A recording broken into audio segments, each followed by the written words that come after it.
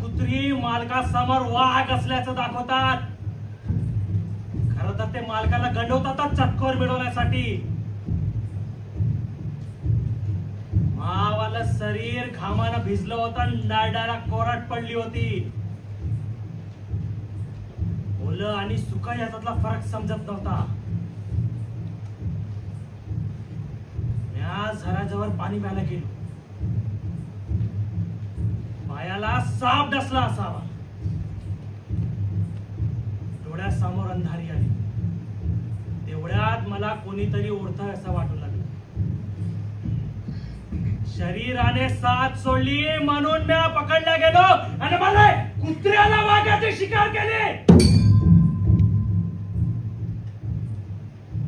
मला ठाऊक आहे तुम्ही मावाला मुंडका उडवणार आहे. अरे मृत्यू सर्व संपवतो तर म्या खोटं का बोलू? मीच तो डाकू वनराज ज्याने त्या माणसाचा खून केलाय. 3 दिवसापूर्वी अचानक थंडी वाढायची झुडूक आली. ती झुडूक आलीच नसती ना तर म्या त्याला मारलंच नसतं. त्या झुडुकीने मनात धुपत असलेलं वासनेचा निखारा आणखी फुलू लागला. मावाली नजर तिच्या पायाकडे गेली. सोललेल्या काकडी सारखी रसरसीत होती. वाऱ्याच्या हलक्याशा झुडकीने तिचा पदर उडाला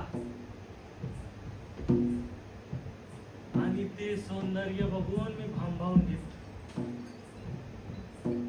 तिच्या श्वासांनी तिच्या स्तनांनी केलेली हालचाल जणू वाऱ्यावर खेळणाऱ्या फुलासारखी होती.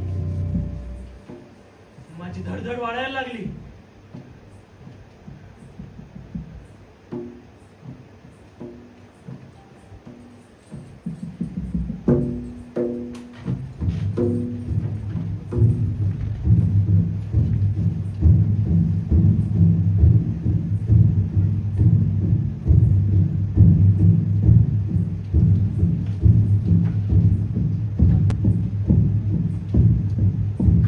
झालं तरी ही स्त्री भोगायचीच.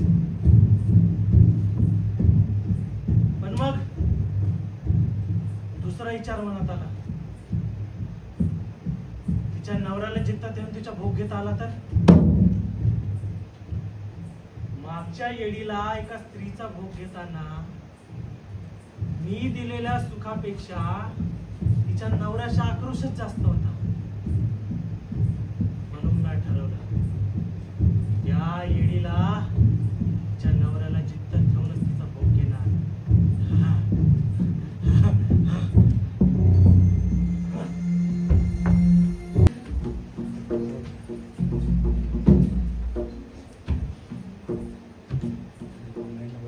अशा पद्धतीनं मी त्याच्या नवऱ्याला